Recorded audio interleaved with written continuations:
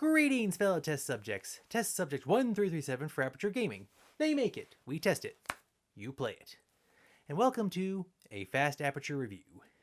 Now, before we get into this episode of Afar, first we are going to start with the overall score. We here at Aperture Gaming are going to give this title a solid 9 out of 10. Now, this title had caught my attention a little while ago, and it was released in mid-June, digitally, but I picked up the physical copy for it in July. Now, this title is rated M for mature. There is strong language, and it also has some very mature topics and subject matter, and some interesting things about, life. It's very interesting and deep and philosophical in some aspects. So, yeah, so it is an M title, so please be cautious and gamer discretion is advised. So please just, put a little research into it before you buy it, which is hopefully why, hopefully watching this will help with your decision. So what is this game I'm talking about? Well, let's get into the review and find out together, shall we?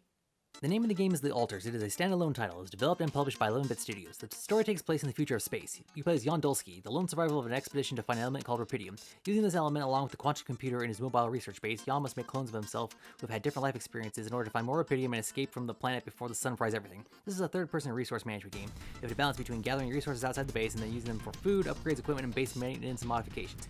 You also have to tend to the needs of the alters, making sure they are in a good enough place to help you with survival, all while making sure to avoid the sunrise destroying everything.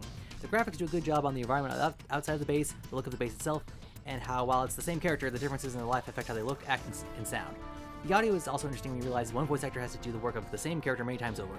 The sound effects and music have the appropriate science fiction feel to the game. The game is single player, and the only DLC is the ability to upgrade to the deluxe version, consisting of art book, soundtrack, and in-game skin, and this is what leads to the issues. Despite having the actual physical game, the PlayStation Store won't let me get the upgrade. Another issue asked me to turn off the copyright material. I figured I should just to be safe, and while you can't hear it in my review, it was music. While researching this game, there was talk about 2 AI elements in the game. Apparently, this was some kind of placeholder mistake, and I got no horse in this race for this. The last issues are the layout system for saving and loading the game is a little off, how the game instructions are a little unclear sometimes, and in some areas, sometimes the button prompt command is not visible, so you don't know if you can do something or not. The game has a very unique story.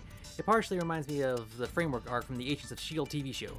The game has the look and feel of a science fiction movie from the last 10 years, and if a few of the issues get cleared up, that would be great. This game is a definite buy. Well, that's all the time we have for this episode. Thank you for watching a Fast Aperture Review. Until next time, this has been Test Subject 1337 saying thank you for watching and game on. Until next time, please be sure to like, comment, share, and subscribe. Thank you very much, and have a nice day.